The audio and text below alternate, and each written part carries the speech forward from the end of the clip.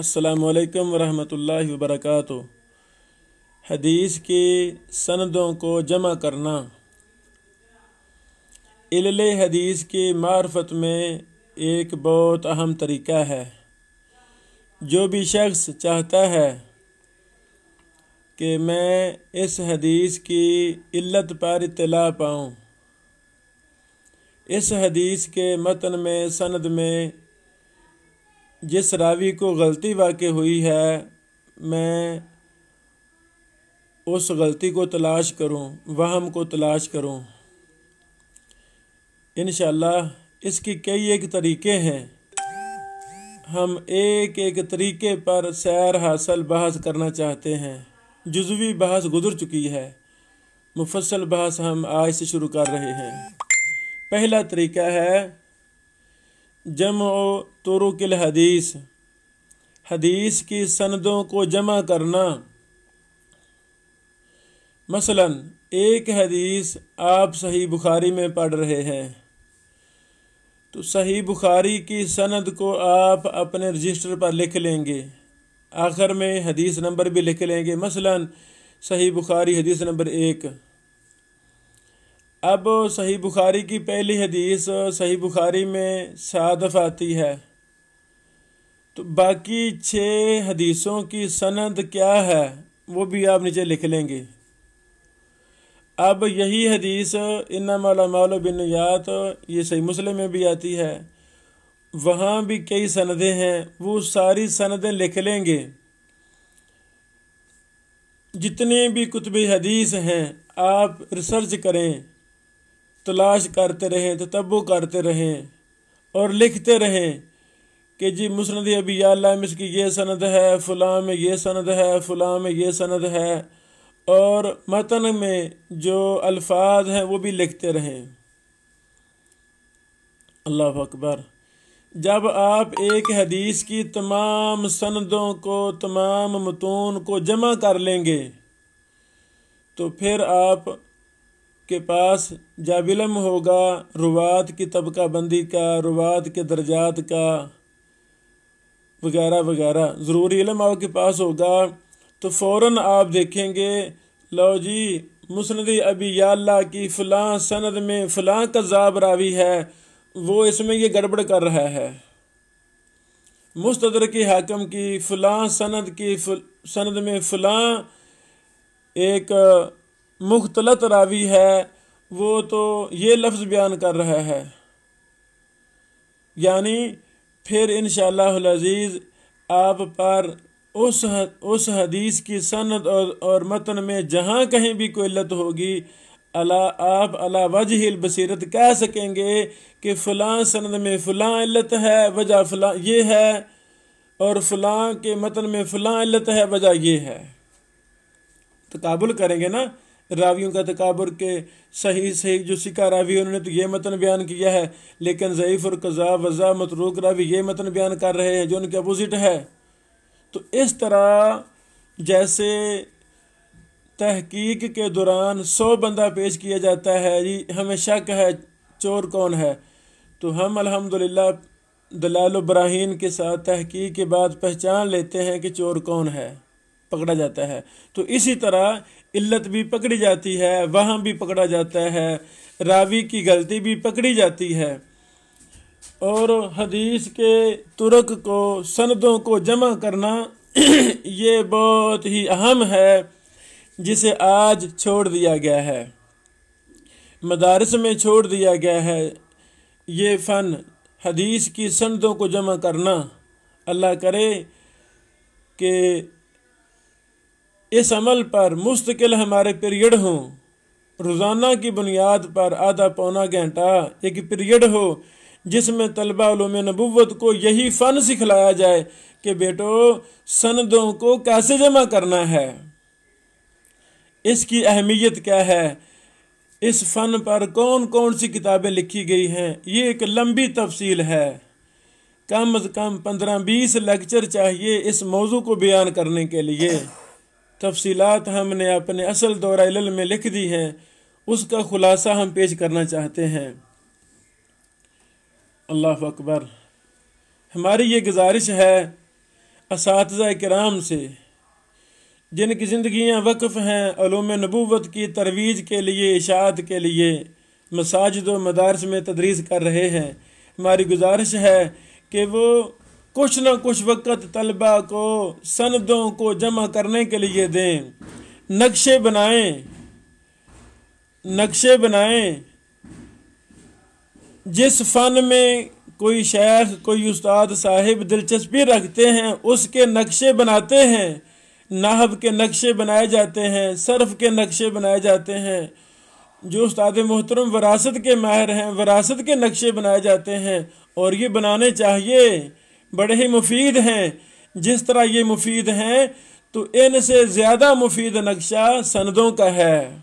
محمد رسول اللہ صلی اللہ علیہ وسلم کی مبارک احادیث کا مسئلہ ہے، کہاں غلطی ہوئی ہے، کہاں وہم ہوا ہے، اس کو تلاش کرنے کا ہے۔ اس راوی کا کون سا تابع ہے اور کتنے توابع ہیں، اس کی کتنی سندیں ہیں، کتنے شواہد ہیں۔ یعنی یہ نحو، صرف وغیرہ علوم سے 1000 گنا زیادہ اہم فن ہے، چونکہ ہمارے ذہن میں حدیث کا دراسہ اور حدیث کی جانچ پڑتال میں مہارت تامہ شاید اس کا مقام تھوڑا ہے، اس لیے ہمیں ان فنون کی طرف توجہ نہیں ہے، ہمیں توجہ کرنی چاہیے۔ اللہ اکبر۔ امام خطیب بغدادی رحمہ اللہ نے کہا، چند اقوال ملاحظہ فرمائیں کہ ائمہ محدثین جو ہمارے اسلاف تھے، جنہوں نے ہمیں علمی ورثہ دیا ہے، جنہوں نے کتب حدیث لکھی، علوم کو مدون کیا، جرح و تعدیل کو، علل کو مدون کیا، ان کی کیا فکر اور سوچ تھی؟ کہاں ہے اس فکر اور سوچ کو اپنانے والے؟ امام خطیب بغدادی نے فرمایا، وَالسَّبِيلُ إِلَى مَعْرِفَةِ إِلَّةِ حَدِيث أَن يُجْمَعَ بَيْنَ طُرُقِهِ۔ کسی حدیث کی علت کی معرفت کا رستہ یہ ہے کہ اس کی سندوں کو جمع کیا جائے۔ اللہ اکبر۔ الجامع لاخلاق الراوی رقم 1912۔ امام علی بن مدینی نے فرمایا، ائمہ علل میں سے، سبحان اللہ، فرماتے ہیں، الباب اذا لم تجمع طرقه لم يتبین خطأه۔ جب تک کسی حدیث کی سندوں کو جمع نہ کیا جائے اس کی غلطی واضح نہیں ہوگی۔ یعنی آج بھی ائمہ علل پیدا ہو سکتے ہیں، آج بھی علل کے ائمہ محدثین معرض وجود میں آ سکتے ہیں، لیکن کب؟ جب ہم سندوں کو جمع کرنا شروع کر دیں گے، علم ترک حدیث پر ہم دراسے شروع کر دیں گے، تو ہمیں اخطاء، راویوں کی غلطیوں سے واقفیت ملے گی۔ امام علی بن مدینی کا یہ قول الجامع لاخلاق الراوی و آداب لاخلاق الراوی رقم 1652 میں ہے۔ امام ابن معین، اللہ اکبر، امام الجرح و تعدیل، امام العلل، انہوں نے فرمایا، لو لم نکتب الحدیث من 30 وجہا ما عقلناہ۔ جب تک ہم ایک حدیث کو 30 سندوں سے نہ لکھیں تو ہم اس کو نہیں سمجھ سکتے۔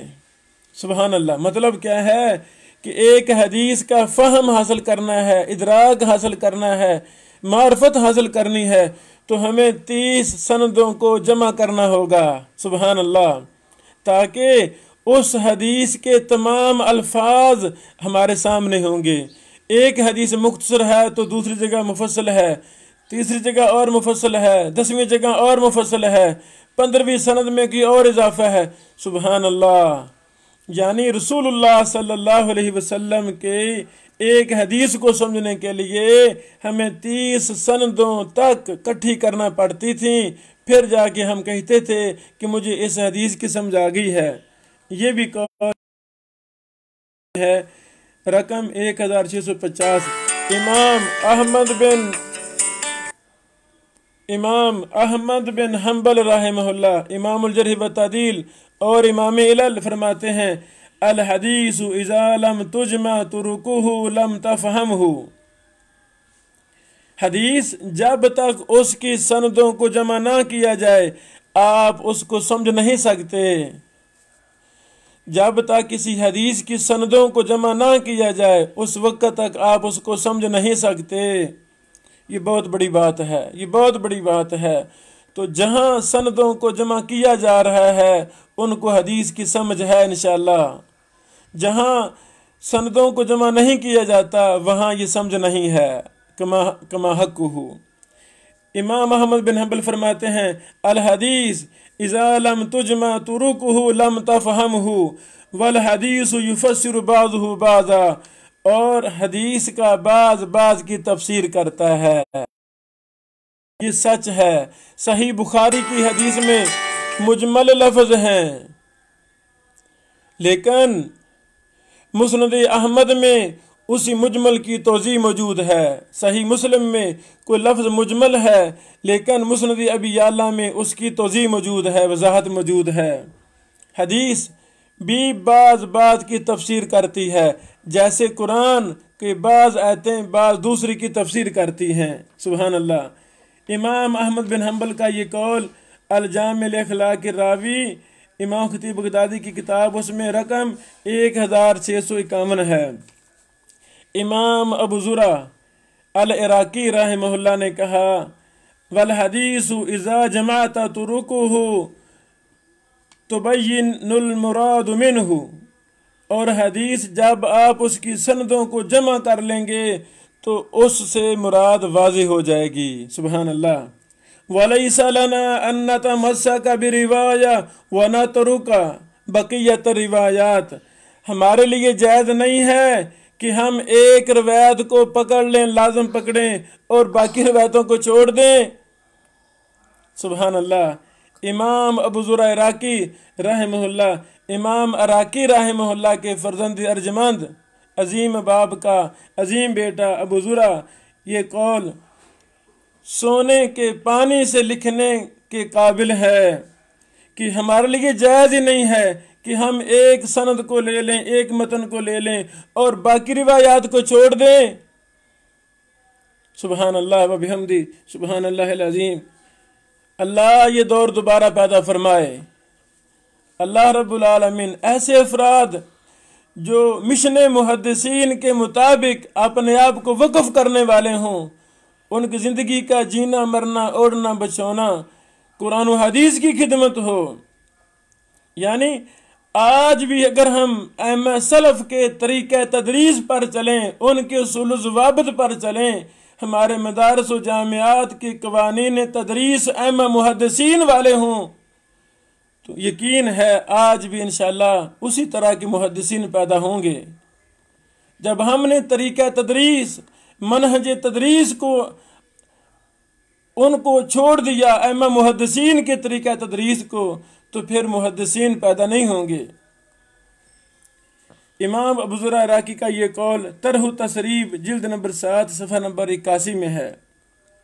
अल्लाह अकबर।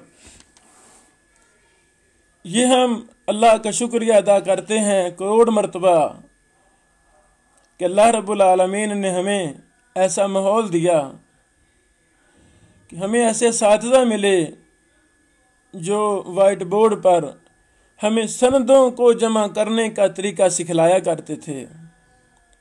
जामे रहमानिया में अल्लाह ताला ने मुझे मेरे मुरब्बी मेरे मोहसिन शेख अब्दुल रशीद राशिद रहमहुल्लाह अता फरमाए। ये हदीस और फ़न हदीस से बड़ी मोहब्बत करने वाले हमारे शेख मोहतरम से शेख अलबानी रहमहुल्लाह के शिदाई थे। हमें बताया करते थे, बेटो मैंने शेख अलबानी रहमहुल्लाह के साथ बैठकर खाना खाया है मदीना में एक दावत पर। इसी तरह फरमाते हैं मुझे बड़ी मोहब्बत इस बंदे से, शेख अलबानी साहब से। शेख अलबानी रहमहुल्लाह का मुझे पता चला कि वो किस्मुल मखतूतात में बैठे हैं मदीना यूनिवर्सिटी की लाइब्रेरी में।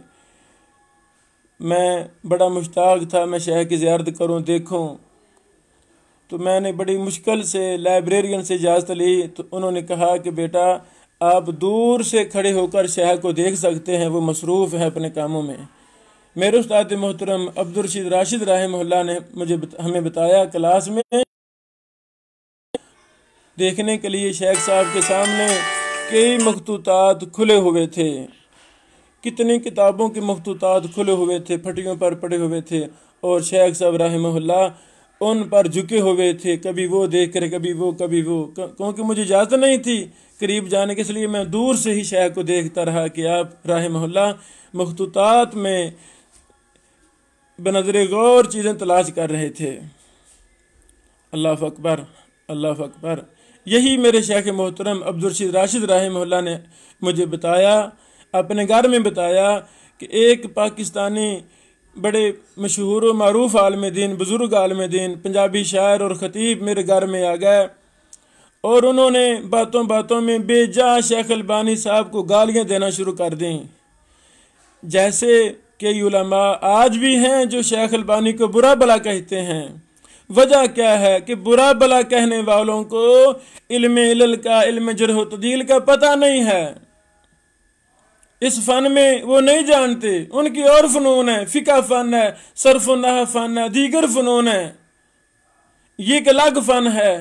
تو شیخ صاحب حافظ رحمہ اللہ نے مجھے بتایا کہ جب انہوں نے شیخ البانی کو برا بلا کہنا شروع کر دیا، گالیاں دینا شروع کر دیں، میں نے سمجھایا، میں نے کہا بزرگوں گالی نہ دیں، یہ شیخ البانی کو گالی نہیں ہے، یہ محمد رسول اللہ صلی اللہ علیہ وسلم کی حدیث کو گالی جا رہی ہے، یہ ائمہ محدثین کو گالی جا رہی، گالی نہ دیں، وہ باز نہ آئے۔ تو شیخ صاحب فرماتے ہیں میں نے ان کا ہاتھ پکڑا اور کہا کہ آپ جیسا انسان جو شیخ البانی رحمہ اللہ کو گالیاں دیتا ہے اس قابل نہیں ہے کہ میرے گھر میں وہ بیٹھے، دفع ہو جاؤ یہاں سے۔ ان کو میں نے باہر بھگا دیا۔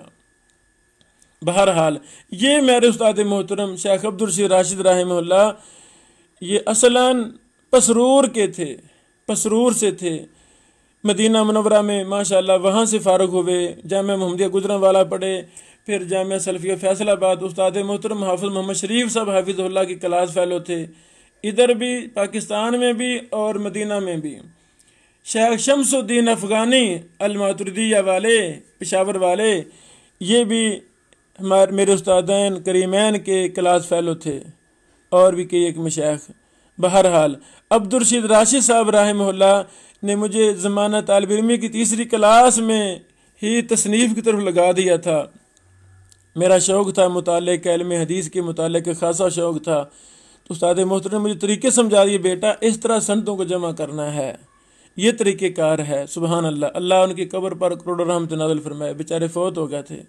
اللہ میرے استاد محترم کو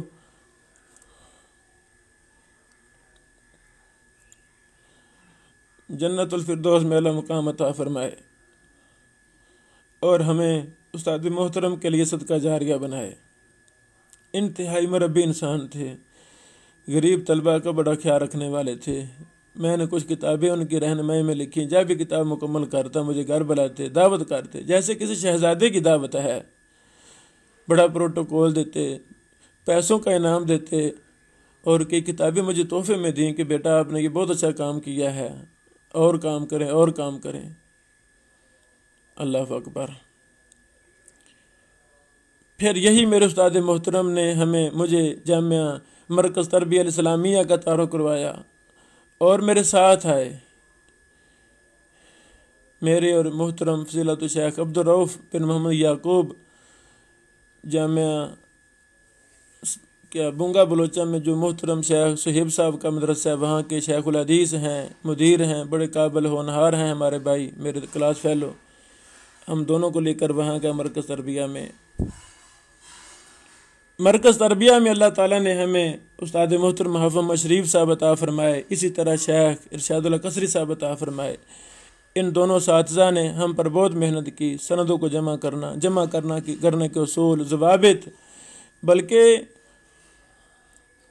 3 سال ہم وہاں رہے ہیں، کوئی دن ایسا نہیں جس دن استاد محترم ہمارے دونوں شیخین ہمیں سند پر دراسے نہیں کراتے تھے۔ حافظ شریف صاحب استاد محترم نے ہمیں عربین نوی پڑھائی ہے تو سندیں باسند ہم یاد کرتے تھے۔ اللہ اکبر، باسند ہم یاد کرتے تھے۔ تو اگر ہم طلبہ کو محدثین بنانا چاہتے ہیں تو پہلی کلاس سے ہی ہمیں باسند چیزوں کو یاد کروانا ہوگا، نخبۃ الحدیث کو باسند پڑھانا ہوگا، نخبۃ الصحیحین کو باسند پڑھانا ہوگا، مشکات بلوغ المرام کو باسند پڑھانا ہوگا، تاکہ جب طالب علم پہلے دن سے مدرسہ جاتا ہے تو ایک بڑا جذبہ، بہت ہی عظیم سوچ لے کر جاتا ہے۔ جب 3-4 سال اس کا سند سے واسطہ پڑتا ہی نہیں ہے، پہلی سال میں بھی واسطہ نہیں پڑا سند کے ساتھ، دوسرے سال میں بھی نہیں پڑا، تیسرے سال تیسری کلاس میں بھی نہیں پڑا، یہ 3 سال پہلے ہم نے بچے کو سند سے دور رکھا ہے تو وہ ساری زندگی کے لیے سند سے دور ہی رہتا ہے، اس کو پتہ نہیں ہوتا۔ عالم دین ہے جی، میں 8 سال پڑھا ہوا ہوں، مدرسہ میں بھی موقع مل گیا پڑھانے کا، لیکن وہ سند کے علم سے، علم علل سے، علم جرح و تعدیل سے وہ دور ہی رہتا ہے ساری عمر۔ یعنی وہ آدھا عالم دین ہے، جیسے محدثین کہا کرتے تھے کہ متن آدھا علم ہے اور سند آدھا علم ہے۔ وہ آدھا عالم، وہ تو پورا عالم دین ہے ہی نہیں۔ وہ ممبر و محراب پر تدریس میں، تصنیف میں پتہ نہیں کیا کچھ غلط باتیں منسوب کرتے ہیں، پریشانی ہے۔ یعنی مدارس میں بھی حدیث کے محافظ 100% پختہ تیار ہونے چاہیے، جو جیسے متن کے وہ ماہر ہیں، اعراب کے، گرامر کے ماہر ہیں، اسی طرح علم سند کے بھی ماہر ہونے چاہیے۔ اللہ تعالی ہماری اصلاح فرمائے۔ بہرحال یعنی ترک حدیث پر ہمیں بہت زیادہ توجہ دینی چاہیے۔